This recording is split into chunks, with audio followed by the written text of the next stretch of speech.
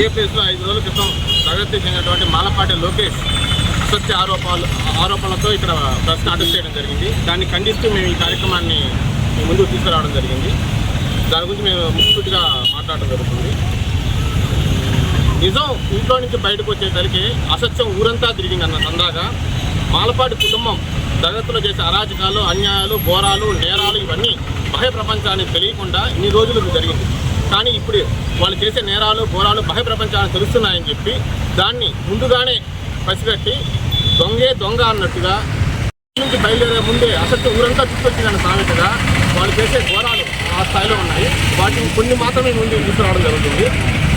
August 15వ తేదీన CVN army అనే గ్రూప్లో పూడిమెట్ల మనోహర్ అనే ఒక వ్యక్తి నన్ను, నా కుటుంబాన్ని, నా కుటుంబ సభ్యులను, మరీ ముఖ్యంగా మా కుటుంబంలో ఉన్న మహిళలను కించపరుస్తూ అసభ్యకరంగా, అగౌరవంగా, అమర్యాదగా అసత్యాలను వాట్సాప్లో పోస్ట్ చేయడం జరిగింది. ఈ పోస్ట్ చేసిన తర్వాత నేను నేరుగా పోలీస్ స్టేషన్కి వెళ్ళి జగత్ పోలీసుకి ఈ పూడిమెట్ల మనోహర్ అనే వ్యక్తి ఈ విధంగా అసత్యాల్లో అభియోగాలు చేస్తూ అన్యాయంగా మా కుటుంబ గౌరవాన్ని భంగం కలిగించేలా ఈ సోషల్ మీడియాలో పోస్ట్ పెట్టాడు. సివిఎన్ ఆర్మీ అనే పోస్ట్ పెట్టాడు.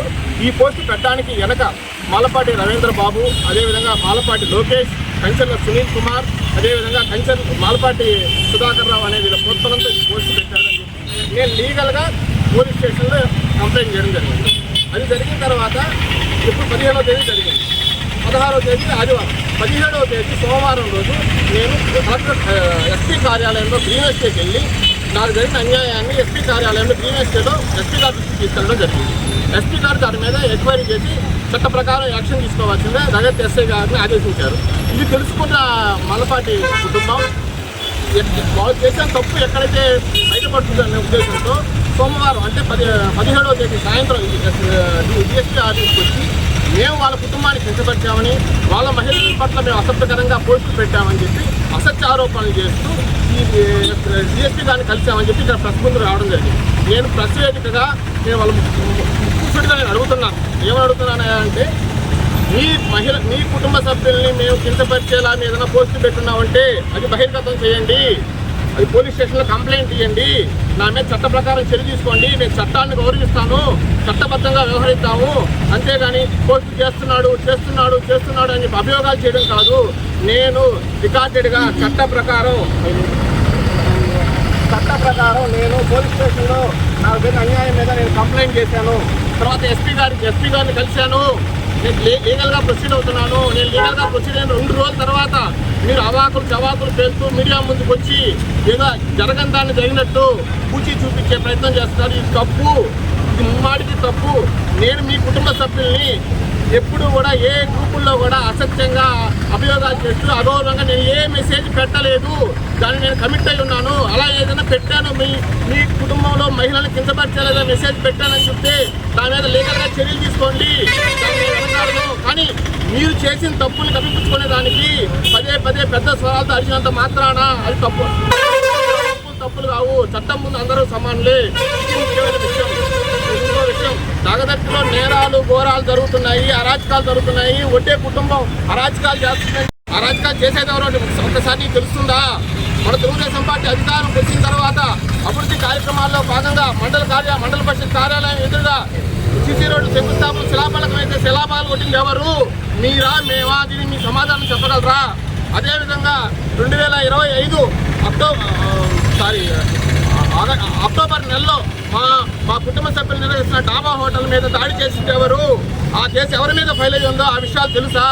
ఆ రోజు పోలీసులు అడ్డుకుంటున్నా కానీ పోలీసులకు అలిగి కాకుండా పోలీసుల మీద విరుచుకుపడి మా డాబా హోటల్ మీద దాడి చేసింది ఎవరు? ఆ దాడి చేసిన వీడియోల్లో 30 మందికి పైగా వీడియోలు ఉంటే కేవలం 9 మంది మీద కేసు కట్టారు. అక్కడ పోలీసుల ద్వారా మాకే అన్యాయం జరిగింది, మీకు కాదు అన్యాయం. మీరు అన్యాయం చేసి అన్యాయం మీద పైచేయి సాధించింది మీరు. ఆ తర్వాత 2025 డిసెంబర్ 10వ తేదీన హైదరాబాద్లో మీ కుటుంబ సభ్యులు, ముమ్మాడికి చెప్తున్నాను, మీ కుటుంబ సభ్యుల యొక్క ప్రమేయంతో నా మీద సుపారీ హత్య జరిగింది. ఆ హత్యకు సంబంధించి మీ కుటుంబ సభ్యుల హస్తం ఉంది.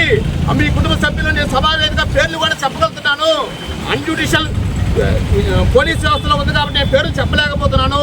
మీ కుటుంబ సభ్యుల ప్రమేయంతో, మీ కుటుంబ సభ్యుల ప్రోద్బలంతో, మీ కుటుంబ సభ్యుల యొక్క అక్రమాలతో, మీ కుటుంబ సభ్యుల యొక్క డబ్బులు ఇచ్చి సుపారీ గ్యాంగ్ను ఎంగేజ్ చేసుకొని నన్ను అంతం చేయడానికి, నన్ను అడ్డు తొలగించుకోవడానికి హైదరాబాద్ నగరం నడిబొట్టున సుపారీ గ్యాంగుతో నా మీద దాడి చేయించారు.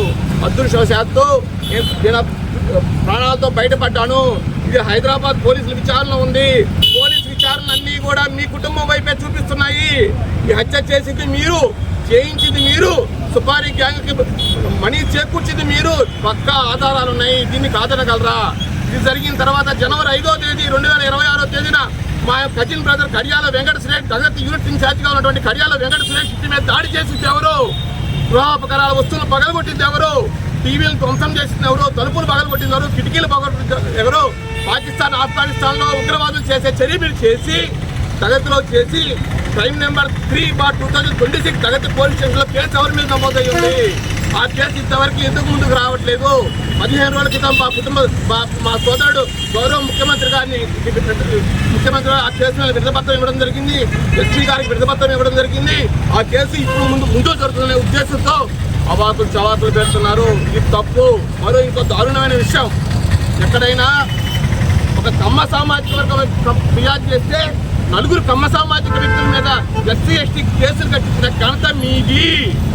మలపాటి రవీంద్ర నాయుడు కుటుంబానికి మా సోదరుడు ఇంటి మీద దాడి చేసి విచక్షణరహితంగా శరీరం మీద 6 చోట్ల వేటకడుగులతో నరికి ఇంట్లో విధ్వంసం సృష్టించి మేము కంప్లైంట్ చేస్తే దాని కౌంటర్గా మలపాటి రవీంద్ర నాయుడు సోదరుడు మలపాటి సుధాకర్ రావు మా మీద కంప్లైంట్ చేస్తే నా మీద, నా కుటుంబ సభ్యుల మీద, 4 మీద ఎస్సీ ఎస్టీ కేసు కట్టించారు. ఒక దేశంలో ఏదైనా ఉందా? ఒక కమ్మ సామాజిక వర్గ వ్యక్తి మీద ఇంకో కమ్మ సామాజిక వ్యక్తి 4 కమ్మ సామాజిక వ్యక్తుల మీద కేసిస్తే ఎస్సీ ఎస్టీ కేసు నమోదైన ఉన్నాయా? వాళ్ళు చేసిన ఘోరానికి ఇది అడ్డం పెట్టడం జరుగుతుంది. ఈ విధంగా దళితులో వాళ్ళు చేసిన అరాచకాలు అన్ని మన కూటమి ప్రభుత్వం వచ్చి 2 సంవత్సరాలు దాటిపోతున్నప్పుడు అప్పుడు తట్టుకునేది ఎవరు? దళితులో సీసీ రోడ్లు శంకుస్థాపన శిలాపనకు వేసి ధ్వంసం చేసింది మీరే. దళితీ చెన్ను R&B రోడ్డుని కోర్టు స్టేజ్ తెచ్చింది మీరే. అదేవిధంగా డిఆర్ ఛానల్ ఆధునీకరణ పనులు అడ్డుకునింది మీరే. ఇంకో మరో విషయం, ప్రభుత్వం వచ్చి గౌరవ ముఖ్యమంత్రిగా మన నాయకుడు చంద్రబాబు నాయుడుగా ప్రమాణ స్వీకారం చేయకముందే దళితుల అరాచకం చేసింది ఎవరు? పేద ఇల్లు కూల్చింది ఎవరు? గోడలు కూల్చింది ఎవరు? ఇవన్నీ నేను నోటు మాటలు చెప్పట్లేదు, అభియోగాలు చేయట్లేదు. యాజ్ పర్ రికార్డెడ్గా పేపర్ స్టేట్మెంట్, పేపర్ ఆధారంగానే మాత్రమే నేను మీ ముందు చేస్తున్నానే తప్ప నా సొంత కవిత్వాలు నా యొక్క ఏవీ లేవు. ఈ అరాచకాలని చర్మగీతం పాడాలి. అదే ముఖ్యంగా ఆగస్టు 15వ తేదీన నా మీద, నా కుటుంబం మీద అభ్యంతరకరంగా పోస్టులు పెట్టిన విషయం మీద నేను న్యాయ పోరాటం చేస్తున్నా. అందులో భాగంగా ఇవాళ డిఎస్పీ గారిని కలిసి విన్నవించుకోవడం జరిగింది. అదే క్రమంలో వాళ్ళు చేసిన అరాచకాలు, అన్యాయాల మీద కూడా డిఎస్పీ గారికి రిప్రజెంటేషన్ చేయండి. ఆ రిప్రజెంటేషన్ డిఎస్పీ గారు సానుకూలంగా స్పందించి నేను విచారణ చేస్తాను, నేను న్యాయం చేస్తాం, మీరు ప్రశాంతంగా ఉండాలని చెప్పారు. అదే విషయాన్ని మేము డిఎస్పీ గారి మాటలు చూసా తప్పకుండా పాటిస్తాం. అంతే తప్ప ఇంకో చిన్న విషయం అండి, దగదర్తిలో దాదాపు 200 పైసలు పందులు ఉన్నాయి. ఏంటిది? ఈ కార్యక్రమానికి పందులకి ఏం సంబంధం అని చెప్తాను, ఆ విషయం కూడా చెప్తున్నాను. ఈ పందులు ఎవరైతే యజమానులు ఉన్నారో, పందుల నిర్వాహకులు ఎవరైతే ఉన్నారో వాళ్ళు ఒక సామాజిక వర్గానికి చెందిన వాళ్ళు. వాళ్ళ బంధువుల చేతే నా మీద సుపారీ హత్య చేయించడం జరిగింది. అందుకు గిఫ్ట్ ఏంటంటే దళితులు వాళ్ళ పందులు మేపుకోవాలి, ఎవరు అడగకూడదు. ఈ విధమైన వాతావరణాన్ని క్రియేట్ చేసి పందులు తీయమంటే పందులు తీయని అభివృద్ధి చేస్తుంటే అడ్డుకుంటారు. ప్రభుత్వ కార్యాలయాలకు కొంచెం దౌర్జన్యం చేస్తారు. రేపు వచ్చేస్తుంది, ఈ వారం వచ్చేస్తుంది, వచ్చే వారం వచ్చేస్తుంది, రాష్ట్ర స్థాయి పదవి వచ్చేస్తుంది. మీ అంతు తేలుస్తాం, నువ్వు అంతు తెలుగు నాయన, మేమేం కాదనం, పదవి తెచ్చుకో, మేము కాదనం. అంతేగాని దళితుల అభివృద్ధిని అడ్డుకోబాకు, అరాచకాలు చేయబాకు. ముఖ్యంగా కోరుకునేది మాలపాటి రవీంద్ర నాయుడు గారిని, అదేవిధంగా మాలపాటి లోకేష్ గారిని, అదేవిధంగా మాలపాటి సుధాకర్ రావు గారిని, కంచెల సునీల్ కుమార్ గారిని కోరుకునేది అంటే అరాచకాలు చేయొద్దు, అన్యాయాలు చేయొద్దు, మీరు తప్పులు చేసి వేరే వాళ్ళ మీద నిందలు వేయొద్దు, చట్టబద్ధంగా వ్యవహరించండి, న్యాయంగా వ్యవహరించండి, అక్రమాలు పాల్పడద్దు. క్రమంగా కాలజ్ఞానం చెప్పినట్టు మాకు గాడ్ ఫాదర్ ఎవరు లేరు. మీలాగా షాడో నేతలు ఎనకుండా మిమ్మల్ని నడిపించినట్టు మమ్మల్ని ఎవరు నడిపించేవాళ్ళు లేరు. మాకు గాడ్ కానీ గాడ్ ఫాదర్ కానీ తెలుగుదేశం పార్టీలో చంద్రబాబు నాయుడు, లోకేష్ అన్నే. మేము తెలుగుదేశం పార్టీ బేస్ మీద పనిచేస్తున్నాం తప్ప వ్యక్తిగత ప్రతిష్ట, వ్యక్తిగత వర్గాన్ని మేము నడపట్లేదు. 45 సంవత్సరాలు తెలుగుదేశం పార్టీలో ఉన్నాం. మిమ్మల్ని మీ నాయకత్వాన్ని ప్రోత్సహించాం. మీరు చేసే అన్యాయాలు వ్యతిరేకించి మిమ్మల్ని బయటకు వచ్చాం. మేము పార్టీ మారాం, మేము పార్టీలోనే ఉంటాం. మీలాగా వైసీపీ వాళ్ళతో కుమ్మక్కయ్యే లేదు, వైసీపీతో తొత్తుగా మేము ప్రవర్తించడం లేదు.